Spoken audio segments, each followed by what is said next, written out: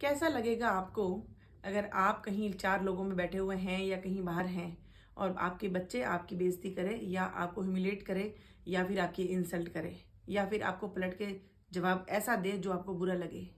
बहुत बुरा लगता है। उस समय हम बोलते हैं कि ये हमारे बच्चे हैं, ऐसे कैसे हमें बोल सकते हैं। तो आप सोचिए, आप आपको जब उन्होंने ऐसा कहा तो आपको कितना बुरा लगा और आपको ऐसा लगा कि ये बच्चे इस तरीके से कैसे बोल रहे हैं और इस तरीके से कैसे बोल सकते हैं। तो जब 4 लोगों के सामने आप उनको ह्यूमिलेट करते हैं, आप उनकी बेइज्जती करते हैं, आप उनको अपशब्द बोलते हैं, तो उनको कैसा लगता होगा। माना कि हमारे बच्चे हमारे हैं और हमारे अकॉर्डिंग चलने चाहिए, बिल्कुल होना चाहिए, लेकिन जो आप बीती होती हैं वो हर किसी के लिए समान होती हैं।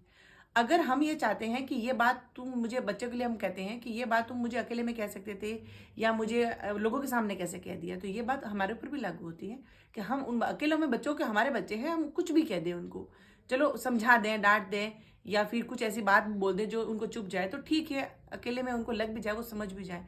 लेकिन जब आप 4 लोगों के सामने उनको बोलते हैं तो उनको भी उतना ही बुरा लगता है कि जितना आपको लगता है।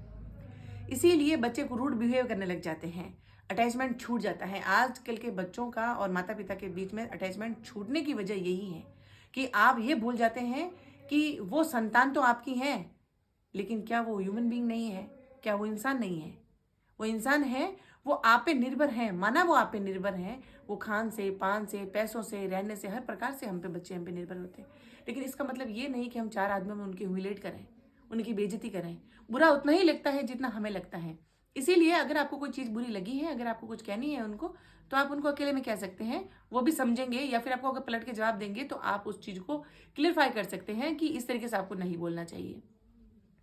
और सबसे बड़ी बात कि बच्चे, आप हमारी संतान होने से पहले वो एक ह्यूमन बीइंग है, वो एक इंसान है, उसके बाद में हमारी संतान है।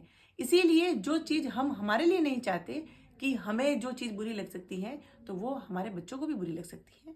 इसीलिए सोच समझ, जैसा आप चाहते हैं वैसा पहले आप करें, ताकि वो भी आपसे ही सीखेंगे और आपके साथ वैसा ही करेंगे।